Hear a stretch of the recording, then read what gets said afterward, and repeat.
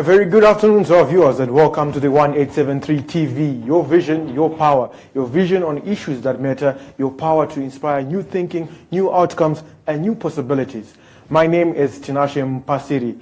And this afternoon on the 1873 TV, we bring to you the show The Africa I Want, Part 12 with Mutungwa Dziva Mawere. Mr. Mawere, a very good afternoon to you and welcome to the 1873 TV. Good afternoon, Tinashe. We are so fortunate that this afternoon on the 1873 TV, as far as the show The Africa I Want, we'll be joined by Honorable Dr. Daniel Shumba, Chairman of the Mines and Energy Portfolio Committee. And that being said, the issues that we're going to be looking at, one of the fundamental issues that we're going to be looking at is that of the relationship between man and power. Why is it important that we invest in power literacy?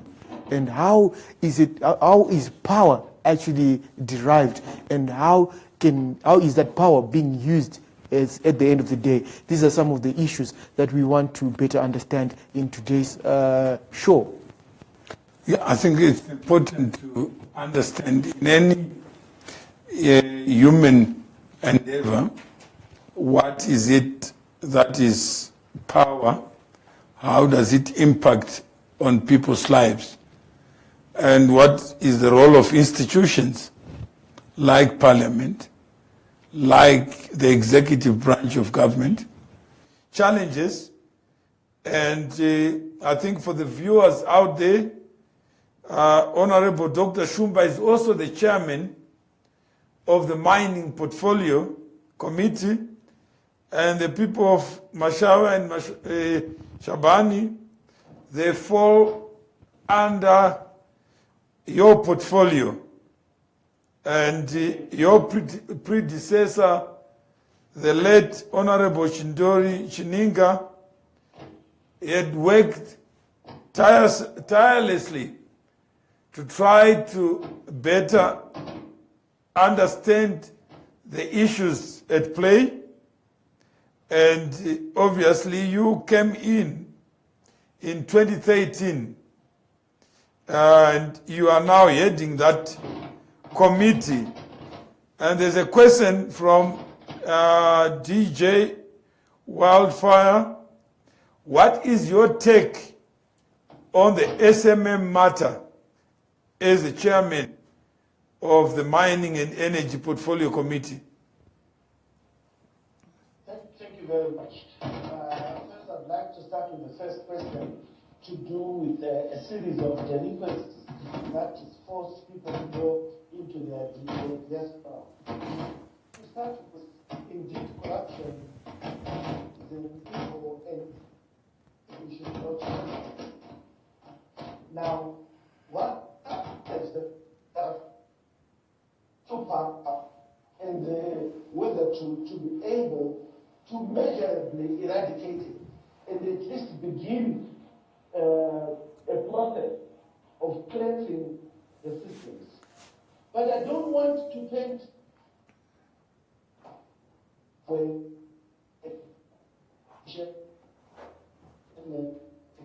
they are not corrupt. Look, the corrupt law we are. There's corruption in America. And that's right. So what we ought to do is to be able to say we do not want the corruption and let's eradicate it. And which processes are we beginning with? A functional judiciary system, a functional police system, a functional anti-corruption system. And I have part of the interviewing part of the system. I think Parliament can act. It's now up to the executive to ensure that the confidence that the citizenry have given us on this current mandate is able to be unlocked and measurably seen by ensuring that we put stop, or at least we arrest the perpetrators of corruption and demonstrate that we are fearless in combating this scourge. So indeed I agree, but also the views of the diaspora must also change. It's not every Zimbabwean who's corrupt, and there can be means of engaging on subject across party lines. It's not MDC, it's not ZANU-PF, it's the top citizen. But it is the responsibility of the executive to ensure that the process of eradicating these ones. And also the independent committees that have been set up to ensure we deal decisively. They must act fearlessly. They must be, they must not be passionate in where they're going to be dealing with this. So I agree with that point. As to the SMM matter, indeed, I'm the chairman of the Winds and Energy Portfolio. At the beginning of the parliamentary session, we put up a work plan. The SMM matter is actually on the next phase that is beginning this July. We are going to be introspecting that. We are also going to be looking at the reports that were undertaken by previous committees to ensure that we don't repeat the research work. We go to a phase where we implement the changes. We cause the executive, through our oversight function as Parliament, to implement the changes.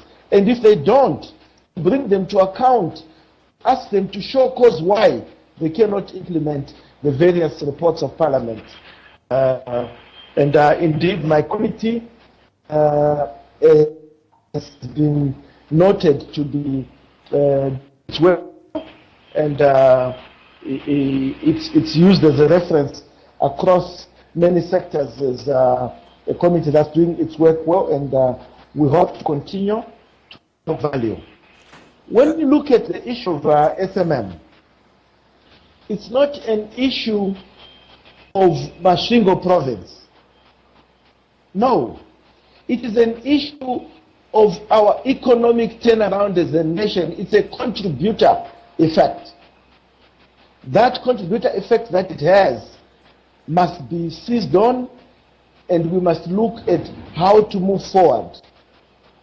We would need a review of the people that were driving the processes to be able to be non-partisan in doing so, to be able to look at a business as opposed to looking at who the principal driver of that business is. To be able, ultimately as Zimbabwe, we will not go anywhere unless we start to respect property ownership and the rights of other people to also get rich and unlock value.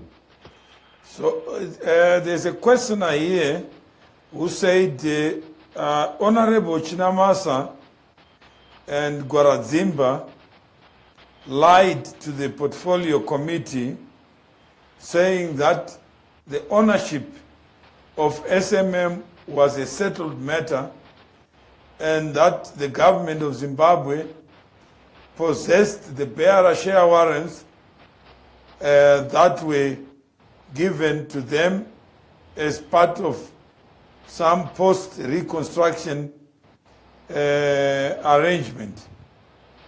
Are you seized or are you familiar with that matter where there was a demand by your former chairman for Honorable Chinamasa to produce the bearer share warrants, and he failed to do so until now? Are you familiar with the matter? I am familiar with the matter, and as chairman of the portfolio committee, this is coming up in the agenda in this July. Once committee passes resolutions on that, we are then able to demand that the given to Parliament are met, short of which there will be a violation of the laws of Zimbabwe, and the parties in violation can be found to be in contempt of Parliament, and the necessary processes will then be followed.